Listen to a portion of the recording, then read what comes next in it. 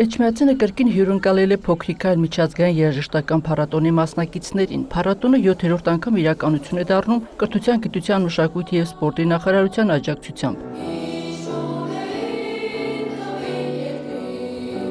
Մրցույթին մասնակցում է մոտ 1500 երեխա ավելի քան 160 երաժշտական և արվեստի դպրոցներից։ Պայքարը 13 անվանակարգի և գրանպրիի համար է։ Դաշնամուր, լարային, փողային, հարվածային գործիքներ, երգչախմբային կատարումներ, որոշ անվանակարգեր էլ տրոհվել են։ Դասական և ժողովրդական հարվածային գործիքներն առանձնացվել են։ Փոփոխություն է տեղի ունեցել նաև վոկալ անվանակարգում։ Առաջի տարին, երբ որ սկսում էր, ունենք վոկալ անվանակարգ, հետո երբ փառատոնը ընդլայնվեց, վոկալը առանձնացավ, ունեցանք արդեն էստրադային երգ, ժողովրդական երգ, դասական երգեցողություն, որտեղ ամեն անվանակարգում 100-ից ավել մասնակիցներ էին լինում։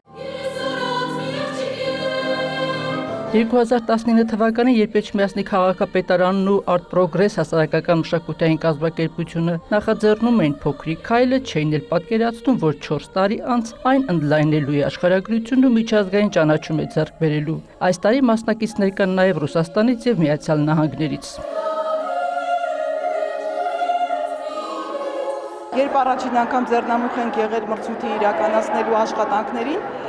մեծ հավատ ունեինք, որ այն հետագայում դառնալու է Հայաստանում լավագույն երաժշտական մրցույթներից մեկը, բայց վերջին մի 2 տարիներին հասկացանք, որ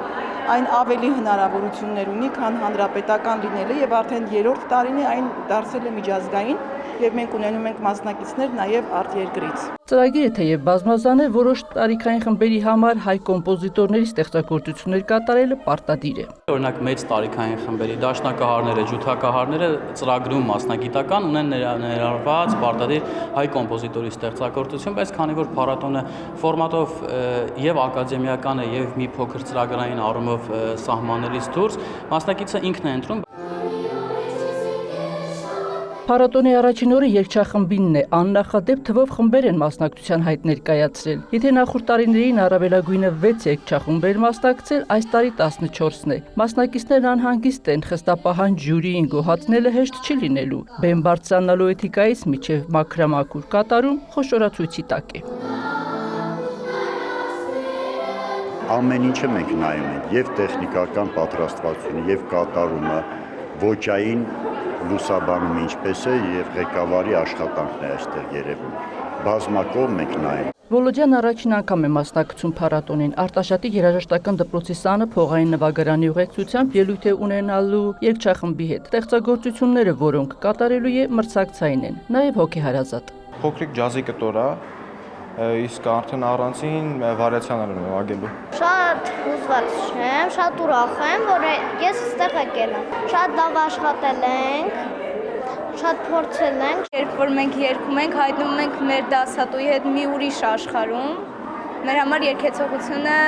այս աշխարհից կտրված աշխարհ է, որտեղ ամեն մեկս մեր հոգում ունի իր երազանքները, նպատակները ու ըստ դրա շարժվում ենք առաջ։ Առաջին անգամ Բաբաջանյան մրցանակ կտրամադրվի կոմպոզիտորի ստեղծագործության լավագույն կատարողին։ Մրցանակը Առնո Բաբաջանյանի 105-ամյակի հոբելյանական տարվա առիթով է։ Նախատեսված են նաև հատուկ մրցանակներ եւ դրամական պարգևներ Գրիգոր Հախինյանի եւ Խաչատուր Ավետիսյանի 100-ամյակների առիթով։